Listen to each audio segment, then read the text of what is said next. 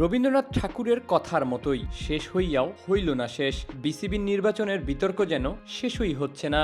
নির্বাচন কমিশন পূর্ণাঙ্গ কাউন্সিলর তালিকা প্রকাশ করলেও বিতর্ক থামেনি। আগে 15টি ক্লাবকে বাতিল করার চেষ্টা করা হয়েছিল, কিন্তু শুনানির পর 76টি ক্লাবকেই কাউন্সিলরশিপ দেওয়া হয়েছে। 2 নম্বর ক্যাটাগরি থেকে 12 জন পরিচালক নির্বাচিত হবেন এই ভোটে।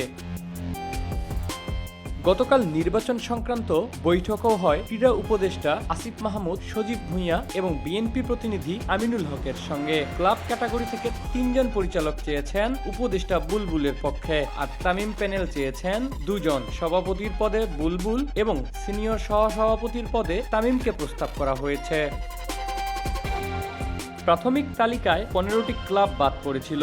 শুনানিতে ওই ক্লাবের প্রতিনিধি কমিশনের কাছে আপত্তি তোলেন। নাখালপাড়া ক্রিকেটার্সের কাউন্সিলর লোকমান হোসেন ভুঁইয়া সবাইকে প্রতিনিধিত্ব করেন। তামিম ইকবাল দেশের ক্রিকেটের স্বার্থ তুলে ধরেন। ফাহিম সিনহা ও ইফতেখার রহমান মিঠু কমিশনের ক্ষমতা নিয়ে আপত্তি তোলেন।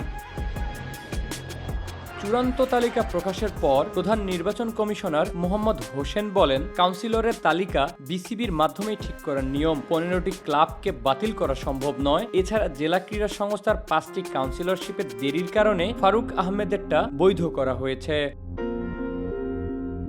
নির্বাচন কমিশনকে বিসিবি প্রধানের চিঠিতে নিয়ম বহির্ভূত কিছু ক্ষমতা দেওয়া হয়েছে। এতে সভাপতি, সহসভাপতি পদে নির্বাচনের দায়িত্ব কমিশনের হাতে এসেছে। বৃহস্পতিবার রাতে বিএনপি নেতৃত্ব এবং উপদেষ্টা সজীব ভুঁইয়ার মধ্যে সমঝোতা বৈঠক হয়। তবে তামিমের পক্ষে কিছু আপত্তি থাকায় পুরো বিষয়টি চূড়ান্ত হয়নি।